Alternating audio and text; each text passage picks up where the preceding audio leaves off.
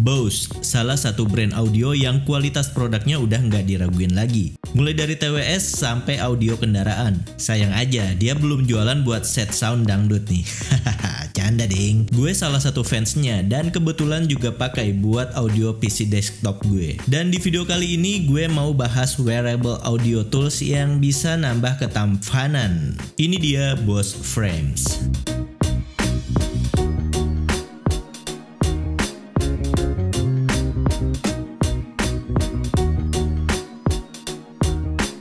Bose Frames ini yang gue bahas adalah keluaran versi pertamanya. Ada dua style sebenarnya. Yang ngebedain cuma bentukannya aja. Yang ini namanya Bose Frames Rondo Style. Sesuai namanya, bentukan frame kacanya membulat. Ini lebih cocok dipakai anak muda dengan style kekinian. Sebelum bahas lebih dalam, Bose Frames ini bisa kalian dapetin di Digi1 Store dengan klik link yang ada di deskripsi. Harganya 3,3 juta rupiah.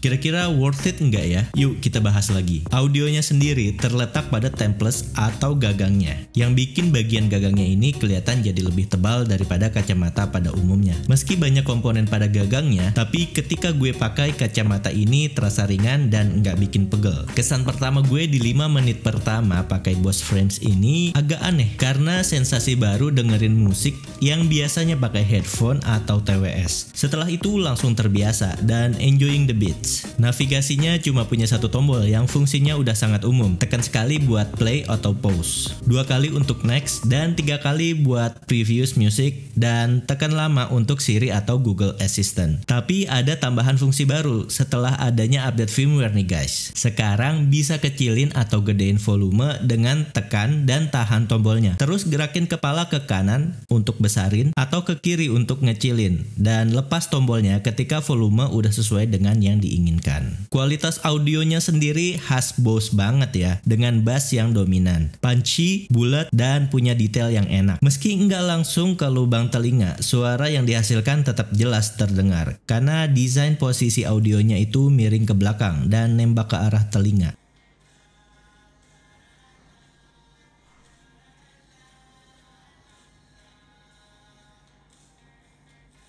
Bose Frames ini lebih cocok kalau digunakan saat lari pagi atau siang, atau saat sepedaan, dan saat mengendarai mobil, atau saat traveling. Tapi gue saranin jangan pakai ini saat di tengah keramaian, misalnya di mall atau di tengah kepadatan kereta atau pas jalan kaki tapi lagi banyak orang, karena bakal mengganggu orang di dekat kita dengan suara audio yang lagi kita dengarkan, apalagi mendengarkan percakapan kita pas lagi kita nelpon. Biar gimana pun, konsep audio ini adalah open ear yang bisa didengar sama orang di sebelah kita apa yang lagi kita dengarkan. Material kaca pada Bose Frames ini bisa menahan sampai dengan 99% sinar UV. Jadi cocok dibawa kalau lagi jalan-jalan ke pantai atau ke tempat lainnya dengan cuaca yang terik. Karena itu juga, meski sebuah perangkat audio, Bose Frames ini sama sekali nggak cocok buat dipakai sambil kerja di depan layar sambil dengerin musik. Apalagi nonton film karena bakal jadi gelap. Daya tahan baterainya, gue harus bilang nih, pinter-pinter menggunakannya. Pada saat standby memang bisa bertahan sampai seharian,